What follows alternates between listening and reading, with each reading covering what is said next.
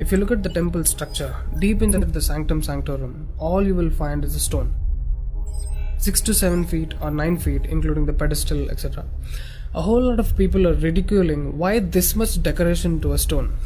What's there in it? How can you worship this dumb stone as God? To all the idiots who are ridiculing idol worshipping, let's talk science, okay? What is it? It's a rock. What is rock? Rock is made up of metals and minerals. If you go to a valley and shout something, what does the rocks do? It will give you an echo.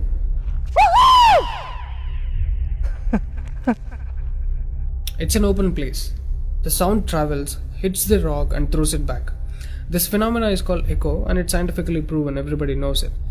Depending on how loud you send the sound waves, accordingly rocks will throw back an echo. Every rock, that's why you will hear 2-3 sounds at different intervals. Visually you cannot see what's happening, but you can hear it. This is in open space. Imagine if you're doing it in a closed place. What would be the amount of echo? Obviously much more than the open space. Let's get inside the temple. You will find a linga or a statue made of a rock.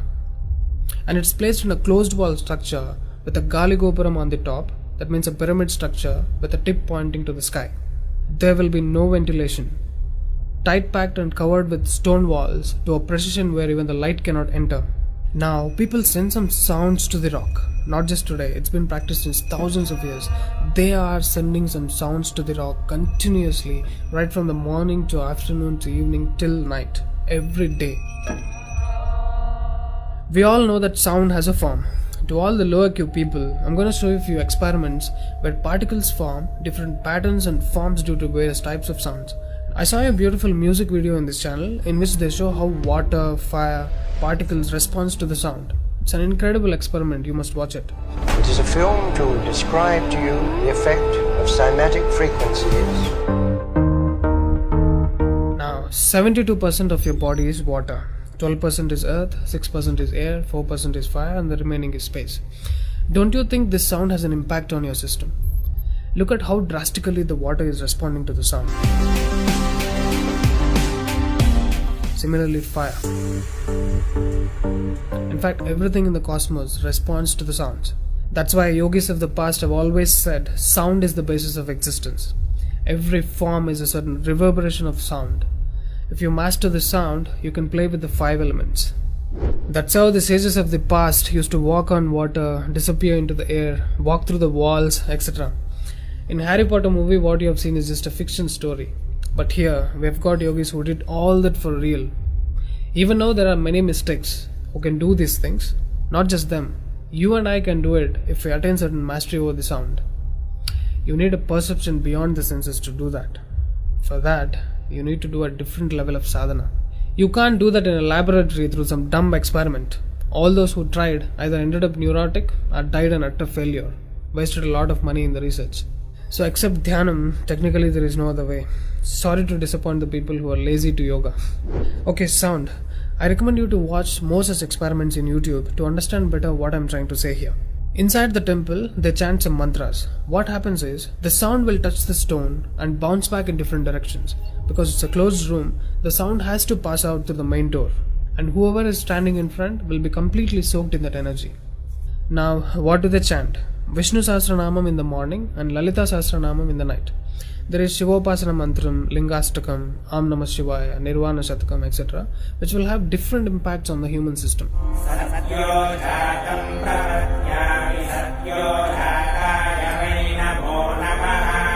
I really wanted to check what impact these sounds have on the human system. So I went to a neurosurgeon to really experiment and document the impact of these sounds on the human brain, the human system.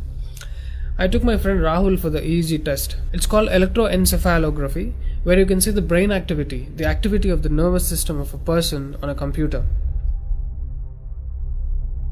We played Lalita Sahasranamam to him.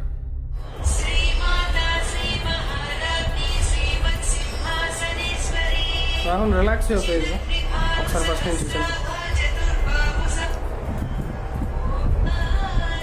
Right.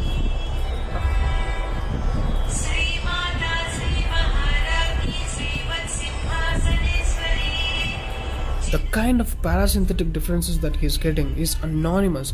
Oh my god, then I understood. These sounds are engineered in such a way that the rhythm of the chant will go inside your parasympathetic nervous system and will put you into deep sleep within 3 to 5 minutes. First thing is, the chant is some thousands of years old.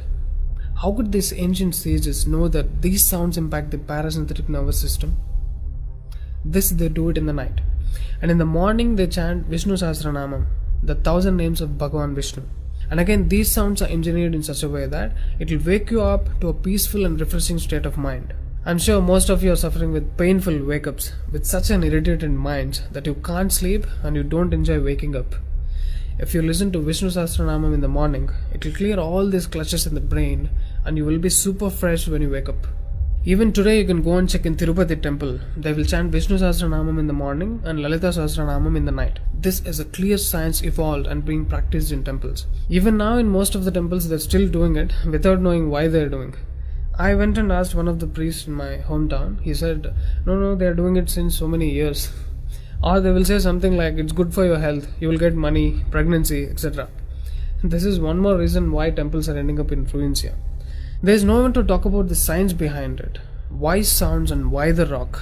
So they call this rock as God, and when you chant for God, their idea is to benefit the human beings living in the city. It's a free service. Will your doctors treat you for free? But these temples are doing it for free, since ages. But now, these temples are under attack. It's time to free them from government's control. Temples' properties are being looted. They think too much of gold is available there. You know what? The temple design is such, there will be a Dvajastambam, which is made of some metal, usually gold or copper.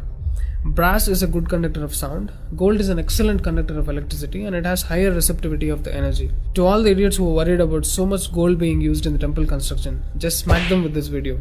This is a clear science and most sophisticated engineering that even the modern science has no clue of. There is much more to the design of the temple. The design is such, the energy waves reverberated by the gopuram will pass straight and touch the antenna kind of arrangement here and stored in the energy format. People are supposed to touch it, a lot of people touch their heads without knowing why they are doing it. And then you are supposed to walk into the space which is filled with this energy transmitted by the rock inside. Doesn't matter whether you are a Muslim, Hindu or a Christian, you can't escape the energy. You will be bathed in the glory of that energy.